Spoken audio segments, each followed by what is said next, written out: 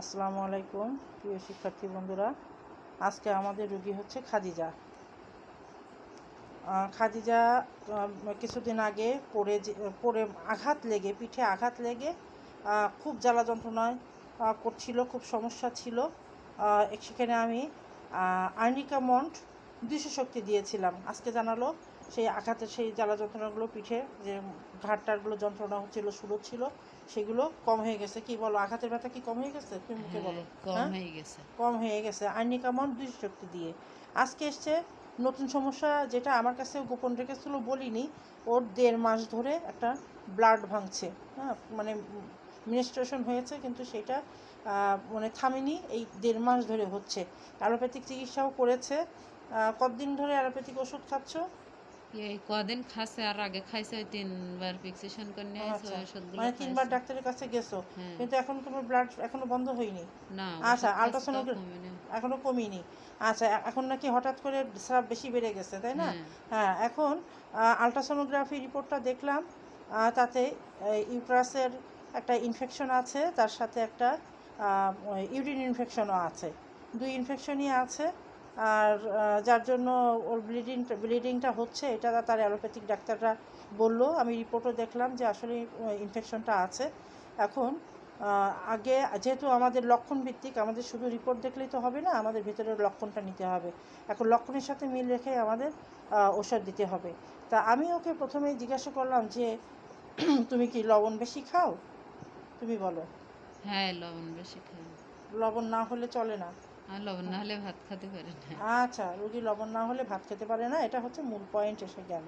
আমরা এখনই বুঝে গিয়েছি কোন ওষুধটা আসবে। তারপরে ওর জিজ্ঞেস করলাম রাগটা কেমন, বলো, তোমার রাগের রাগ, বর্ণনা দাও। বিশাল রাগ হয়েছে। আগের ছিলাম না, এখন রাগ হয়ে, অত্যন্ত রাগ। রাগ হয়ে গেলে সহজে মাথা হয় না, মাথায় চাপ দেয় খুব। মাথা মাইগ্রেনের সমস্যা আছে? মাথা যন্ত্রণা করে সব সময়? হ্যাঁ, হ্যাঁ, রাগ হয়ে গেলে মাথায় চাপ দেয়, সহজে মাথার শিরা যন্ত্রণা কমে না। আচ্ছা। আর তার সাথে কি বুক ধড়ফড়ের কথা বলছিলে? হ্যাঁ, বুক বুক ধড়ফড় ধড়ফড়ও করে? আছে। আছে? হ্যাঁ, আচ্ছা। শরীর দুর্বল হয়ে গেলে, প্রেশার পড়ে গেলে তাই বুক ধড়ফড় করে। এখন তোমার চোখটা টানো তো, তোমার হাত দিয়ে তোমার চোখটা টানো। জোরে জোরে। আচ্ছা। হ্যাঁ, গায়ে একটু রক্ত স্বল্পতাও আছে, 1.5 মাস ধরে ব্লাড ভাঙছে, একটু তো রক্ত স্বল্পতা থাকবেই।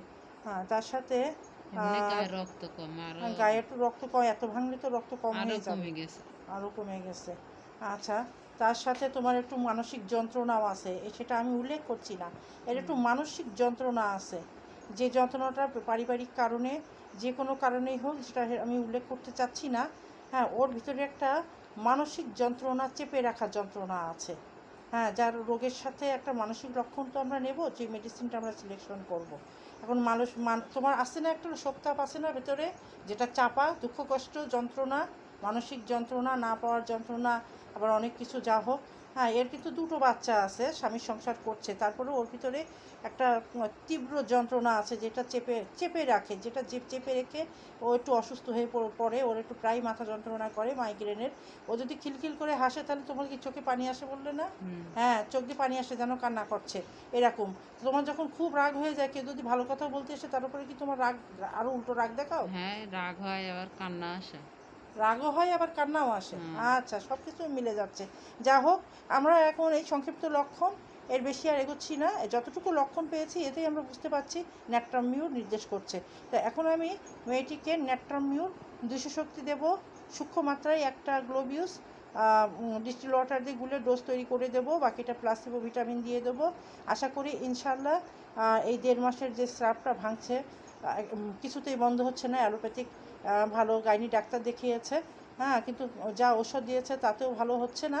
আশা করি আমি, যেহেতু এর আগেও আমি দেখেছি ন্যাট্রামিউরের রুগী যদি হয়, আর এই ধরনের রুগীগুলো সাধারণত ন্যাট্রামিউরের রুগীদেরই আমি পাই।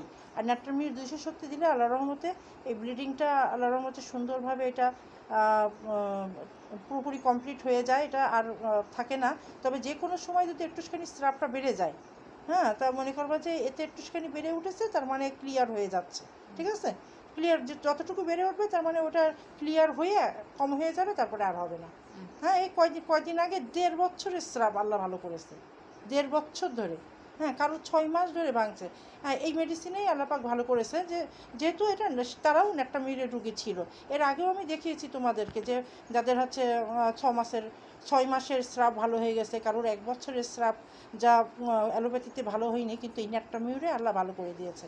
ভালো করার মালিক আল্লাহ। আজকে এই পর্যন্ত। ইনশাআল্লাহ পরবর্তীতে কী হয় ফলো আপ দেখাবো। আল্লাহ হাফেজ।